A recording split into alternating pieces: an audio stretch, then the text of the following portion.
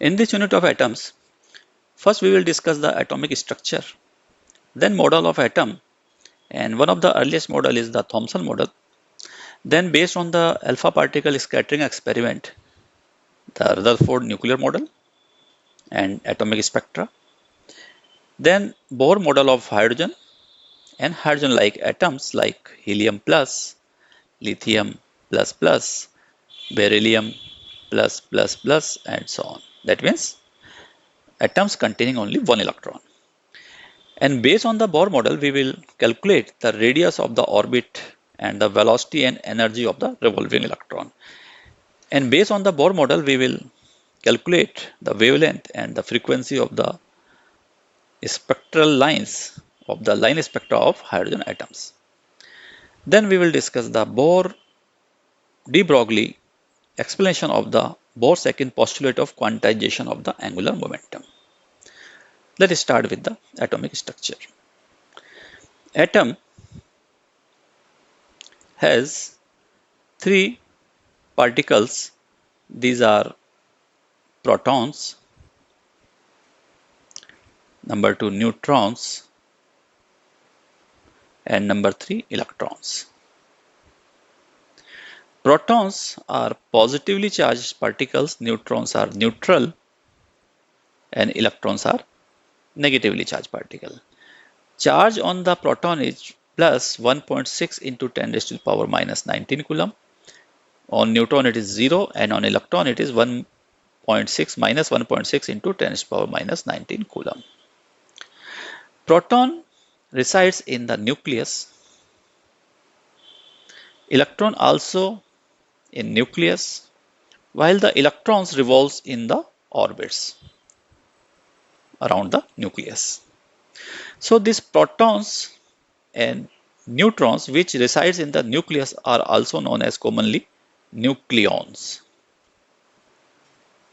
If we draw a figure, there is a very small region that is called nucleus. In this nucleus, all the positive charge, that is protons, and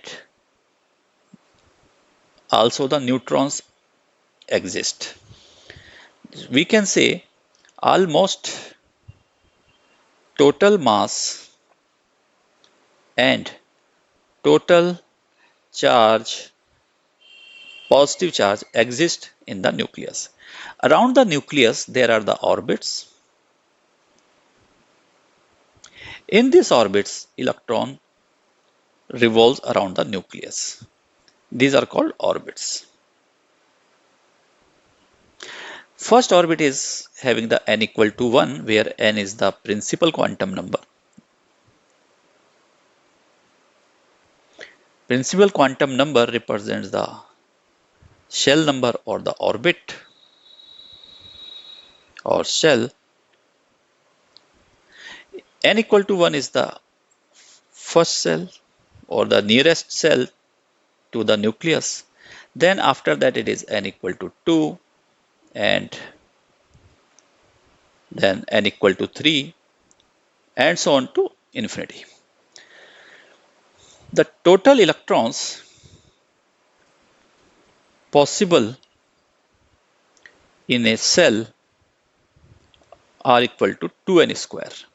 That means for n equal to 1, that means in first cell there are only possible electrons are 2 into 1 square, that is equal to 2 electrons.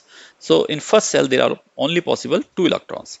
For n equal to 2, it will be 2 into 2 square, that is equal to 8. Similarly, in third cell we can calculate 3 into 2 into 3 square, that is equal to 18. In this way we can conclude that atom has a nucleus and orbits around the nucleus. In nucleus, protons and neutrons exist, while in orbits, electrons revolve around the nucleus. Protons are positively charged, neutrons are neutral, and electrons are negatively charged. In terms of mass, if we consider mass of the proton and mass of electron are approximately equal, and mass of proton is somewhat less than mass of neutron, while the mass of electron is very less than mass of proton or the neutron. So we define two terms. One is the atomic number. It is represented by Z and it is equal to the total number of protons in nucleus of an atom. Another is mass number. It is represented by A, or we can also represent by capital M. It represents the total number of protons and neutrons in nucleus. This implies that number of neutrons in nucleus equal to A minus Z. Cells or orbits which are nearer to nucleus will have lower energy. That means the farther the cell, higher the energy, and at infinity, if number of the cells turns to infinity, at that we take the energy is 0, and this energy is 0 represent the maximum energy. Therefore, inner cells will have negative energy. The simplest atom is hydrogen because its configuration is 1H1. That means it contains one proton plus one electron. There is no neutron. In hydrogen, the nucleus contains one proton and there are the number of cells up to infinity. Here we are representing n equal to 1, n equal to 2 and so on to infinity. And the electron exists in the first cell, n equal to 1. So for hydrogen atom, electron in n equal to 1 represents the ground state of the atom. And if electron excited to the second orbit, that is n equal to 2, it is called first excited state of the hydrogen atom.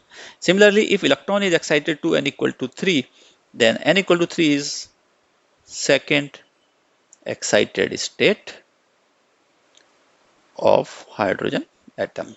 These terms will be useful when we will solve some problems later. Let's take some questions. Question number 1. How many electrons, protons and neutrons are there in a nucleus of atomic number 11 and mass number 24? It is given Z is equal to 11 and mass number A is equal to 24. Then how many electrons in the nucleus? So while solving the problem, we have to read the question carefully, because we have already told that nucleus contains only protons and neutrons, no electrons. Electrons revolves in the orbit around the nucleus. So as per the question, in nucleus, number of electrons are 0 because electron does not exist in the nucleus. Number of protons will be equal to the atomic number, that is 11, and number of neutrons will be equal to mass number minus atomic number, that is equal to 24 minus 11, and it will give 13. So number of electrons are 0, number of protons are 11, and number of neutrons are 13. Question number 2. The net charge influencing the 2s electron in lithium atom is. Here we will use the Gauss law, which we already discussed in electricity. Gauss law states that the integral E dot ds, that is electric flux, is equal to the 1 by epsilon naught times of the charge enclosed by Gaussian surface. Here case of the lithium atom, which has atomic number 3, that means it has total positive charge 3 inside the nucleus, and around this nucleus there are the two cells, because Z equal to 3 refers number of protons are 3 and number of electrons are also 3, and because first cell contains only 2 electrons, So in n equal to 1, there are the 2 electrons, and remaining third electron will be in the second orbit. Now we have to find the net charge influencing the 2s electron. This orbit is referred as 1s. 1 is the cell and s is the subcell. Similarly, this is the second orbit, and this orbit has a subcell s in which this third electron exists. This concept of orbitals, cells, can be verified from the chemistry topic of 11th. So to calculate the influence of the charge on the outermost electron, that is 2s electron, this electron is the outermost or the 2s electron, we have to draw a Gaussian surface. So we draw a Gaussian surface passing through the 2s orbit and calculate the net charge enclosed in the Gaussian surface. So we will find that integral E dot ds on the charge 2s will be equal to 1 by epsilon naught times of the, and now the charge enclosed is, they are the plus 3e charge on the nucleus, and these 2 electrons are also existing, that means minus 2e. So it will be 1 by epsilon naught times of the e. Therefore, the net charge influencing the 2s electron in lithium atom will be plus e. This is the difference of the total positive charge in the nucleus and the 2 electrons in the first s orbit.